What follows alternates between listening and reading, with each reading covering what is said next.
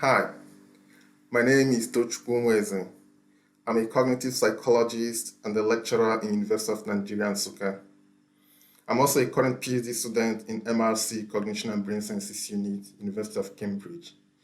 So today I'm going to provide a brief summary of a recent paper my team in Nigeria and Belgium published in Journal of Child Psychology and Psychiatry titled Working for the Future, Parentally Deprived Nigerian Children Have Enhanced Working Memory Ability. The dominant view is that early life adversity generally impairs cognitive functions in all domains. This has led to the establishment of neurobiological pathways through which early stressful life compromises brain and cognitive development. Intervention according to this approach is aimed at limiting the cognitive damage associated with early life adversity. However, an emerging evolutionary developmental approach, such as recent works by the hidden talent groups, have proved to a relative success the adaptive benefits associated with early adverse rearing. For example, being raised in an abusive or violent environment may enhance threat detection. Guided by the theoretical framework of deficit and adaptive models of developmental psychopathology, we conducted an exploratory study on the executive functioning of parentally deprived children in Nigeria, that is, institutionalized and foster cared children.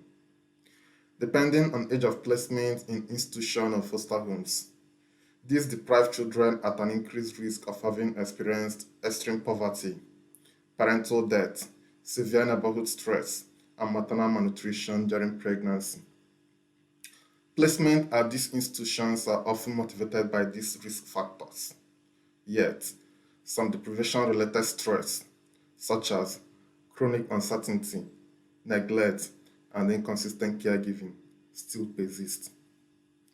To assess for domain-specific alterations in executive functioning, we employed a battery of executive function tasks measuring set shifting, inhibition, and working memory. Our results showed that non-deprived control children did not significantly perform better than deprived children in set shifting and inhibition measures. On the contrary, deprived children in our sample significantly performed better than non-deprived children in digit span tasks used for the assessment of working memory capacity, with its first sizes all greater than 1.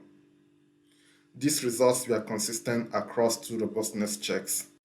Taken together, our findings support the adaptation model, which assumes that early life stress may not generally impair cognitive functions, but may even enhance it under some domains.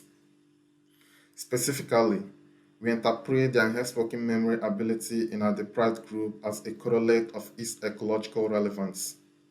In Nigeria, underprivileged children may have to rely to a large extent on their working memory ability to attain success through academic hard work.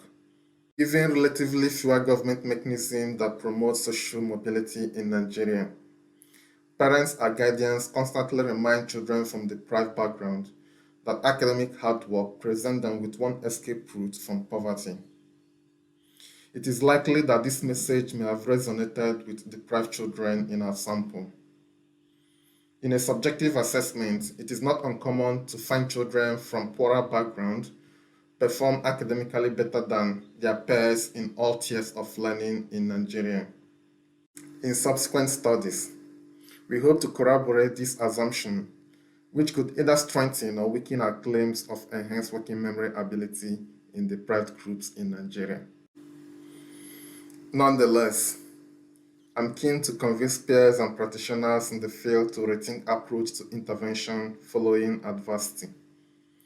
Rather than the damage control approach that has been advanced over the decades, where enhanced performance in deprived groups are simply dismissed as compensatory. Emphasis should rather be placed on maximizing the strength and talents of people from deprived background, with the expectation that such reinforcement could mask potential cognitive deficits. Before I end this video, I would like to give a shout out to the very finest editorial team at JCPP for maintaining a very quick, transparent, and thorough review process. In the past, it would have been very difficult to publish a null or contrary result like ours. This is therefore a reminder to all researchers to always come clean with their null results, as many big journal outlets are more receptive of such submissions. It is only through such transparent reports can we know the true predictive outcomes following adversity. Thank you for watching this video.